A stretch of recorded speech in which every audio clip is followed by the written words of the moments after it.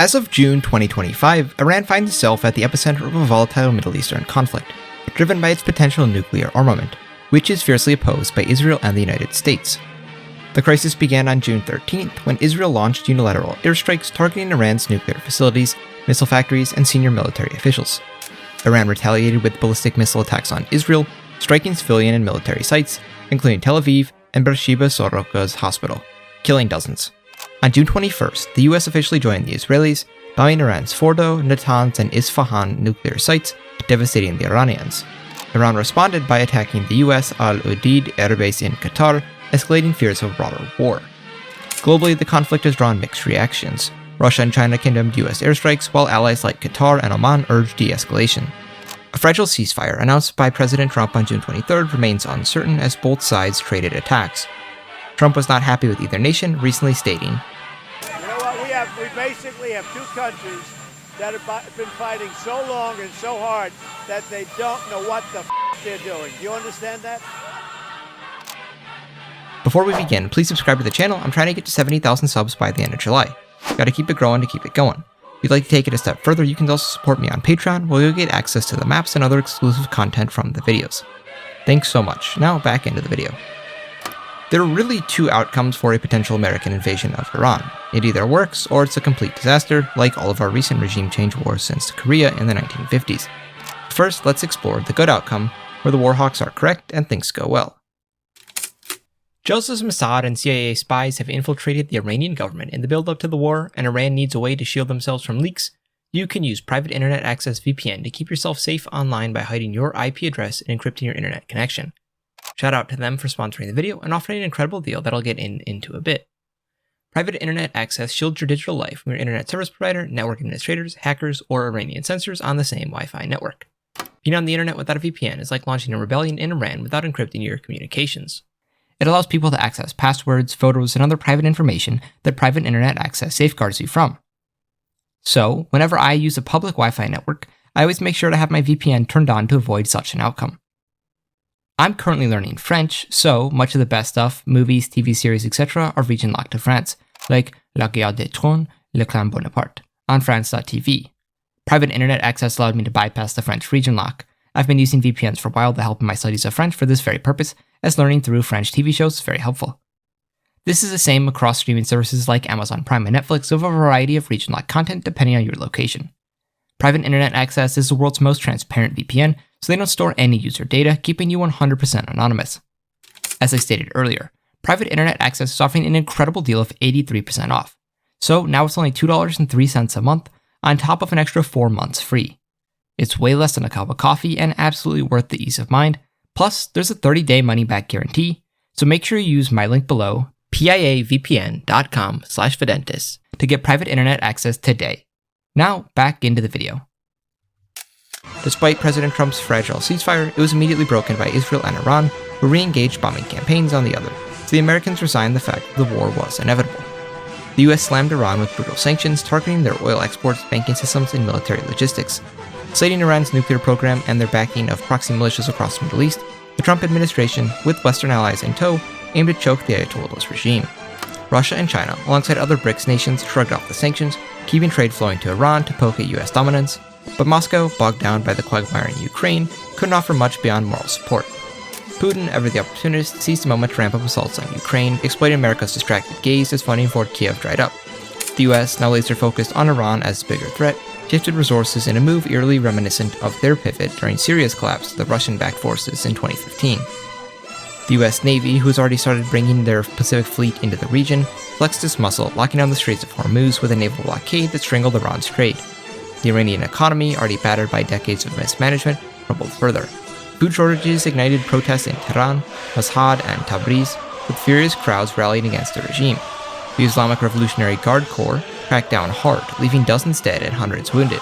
Social media exploded with images of bloodshed, despite Iran's cyber blackouts to hide the news, fueling global outrage. Human rights groups and Western leaders condemned the violence, as many saw the US intervention as a grim necessity to stop the regime's brutality. In August 2025, the US unleashed a lightning invasion, modeled on the 1991 Gulf War playbook. A massive coalition, led by the US and Israel, roped in NATO heavyweights like the UK, France, and Germany, plus regional players like the Saudis and the UAE. Pakistan, nervous about a potential Baloch state rising in western Iran, pitched in with logistics and intel to keep Balochistan insurgent terrorists in check. The invasion kicked off with an amphibious landing near Bandar Abbas, backed by US bases in Iraq and Qatar.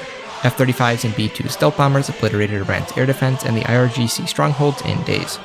Cyberattacks crippled Iran's command structures, while the US and Israeli special forces hunted down IRGC commanders, many of whom either defected or met a swift end.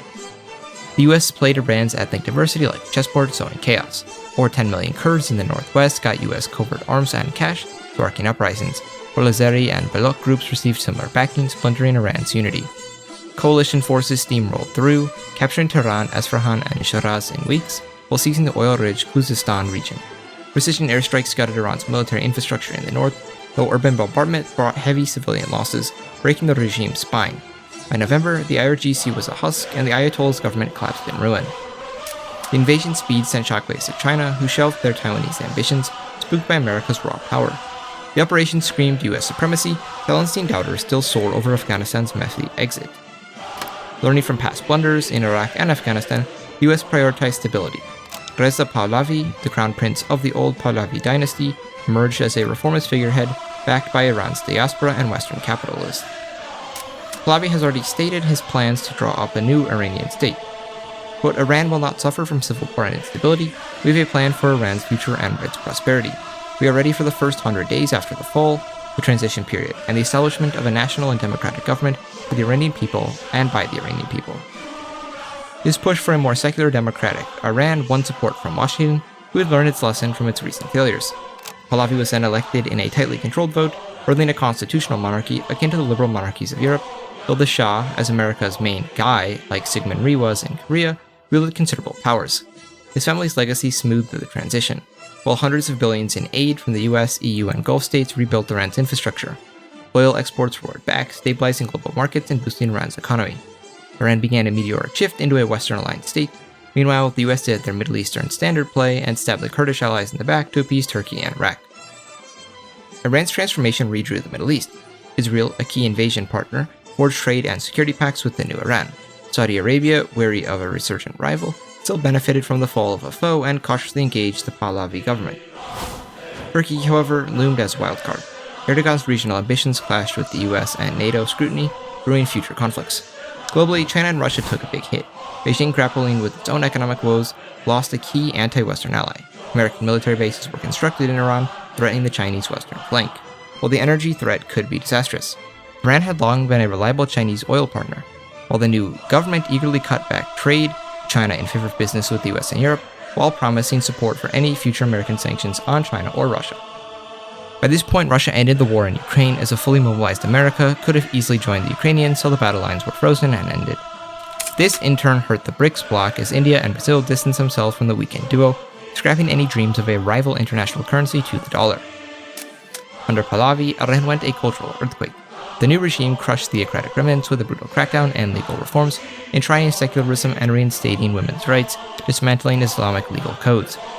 When looking at pictures of Iran before the Islamic Revolution of 1979, they were by far the most liberalized Middle Eastern state, so this would soon return. The hijab mandate was scrapped, sparking urban celebrations but rural pushback, which in typical Shah fashion was crushed brutally. Universities in Tehran and Shiraz became beacons of intellectual freedom, drawing in global scholars. Iran's youth embraced Western culture, music, fashion, movies, TV shows, etc., just as their forefathers had once done, while still clinging to national pride. The economy diversified beyond oil with tech and other fields, fueled by Western cash and booming. Iran's startup scene rivaled Israel's by 2030, marking it as a liberal, stable, democratic monarchy. The first outcome was all sunshine and rainbows, but extremely unrealistic. It's far more likely that an Iranian invasion would end up a complete disaster, so let's examine this possibility. The build-up would be identical, as America dreamed of a swift triumph, a modern echo of the 1991 Gulf War's lightning victory. Yet, they have botched regime changes in Iraq, Libya, Somalia, Sudan, Lebanon, Syria, and Afghanistan. Iran's population of 92 million, its jagged mountains, and a defiant nationalist spirit would prove much more difficult to crack for the American juggernauts. The war kicked off with a sly gambit, as the US funneled arms and gold to Kurdish, Baloch, and Azeri rebels, hoping to splinter Iran from within as separatist groups began terrorist activities. Harsh sanctions were placed on the Iranians, but they faltered as Russia and China continued to trade, propping up the regime. The US choked the Straits of Hormuz, but Iran struck back with swarms of drones and anti-ship missiles. A US destroyer sank in flames, joined by other vessels, as control of the strait proved far more costly than any imagined it originally would be. As one of the world's largest oil exporters, oil skyrocketed to $200 a barrel as tankers burned, plunging the global markets into chaos. After continued bombings of Israel and targeting American bases in the region, the US committed to a total war, with American bombers raining fire on Iran's military bases, oil refineries, and cities. Tehran, Esfahan, and Shiraz lay in ruins, with hundreds of thousands of civilians dead in 3 months of relentless strikes. US troops poured in from Iraq, Qatar, and amphibious landings in the south, but Iran's 600,000-strong army, swelled by fanatical IRGC units and conscripts, turned mountains and city streets into death traps. Unlike the Gulf War's open desert sprints, this was a grinding slog, with 10,000 Americans dead by the end of the year. Iraq's Shia militias, inflamed by the invasion, tore into US supply lines, cutting off vital routes from Baghdad to Iran's borders. Hezbollah, Iran's shadow in Lebanon, unleashed a storm of rockets and border raids into northern Israel, sparking a wider regional fire. Israel's Iron Dome buckled under the barrage, and civilian deaths in Haifa and Tel Aviv angered allies who whispered of America's reckless crusade. By late 2027, after a meat grinder of urban combat, US forces clawed their way to Tehran, but the city was a husk of rubble. The Ayatollah's regime fell, but the victory was hollow, a poisoned chalice. A frail puppet government was propped up in Tehran, but its way barely reached outside the capital and scraps of American occupation in the south. In a grim replay of Iraq's de-Baathification, the US disbanded Iran's military to neuter the IRGC, but this birthed a hydra of insurgents. IRGC diehards, Kurdish rebels, Sunni jihadists, and foreign fighters flooded in from Syria and Afghanistan as Iran became a battleground between rival Islamist extremist groups like ISIS and the Taliban. An awful civil war erupted as warlords carved up Iran's corpse. The US, tethered to its fragile regime, sank into a long occupation, bleeding men and treasure in a hopeless bid to hold the fragments together. As the US body count toppled 100,000, with countless more mutilated or haunted by the war's horrors, the streets of Chicago, New York, and Los Angeles boiled with protests, the public fed up with a war that devoured lives and dollars. Oil pipelines burned, tankers vanished, and global prices lurched, triggering recessions that battered the entire globe. Russia and China eagerly supported militias, with their proxies draining the US resources further as Moscow and Beijing tightened their grip on the world. The war's failure emboldened America's rivals. Russia stormed deeper into Ukraine, forcing the Ukrainians into a brutal peace that carved the nation up. China sniffed blood and invaded Taiwan in 2027, crushing resistance as America's battered navy was too preoccupied to respond.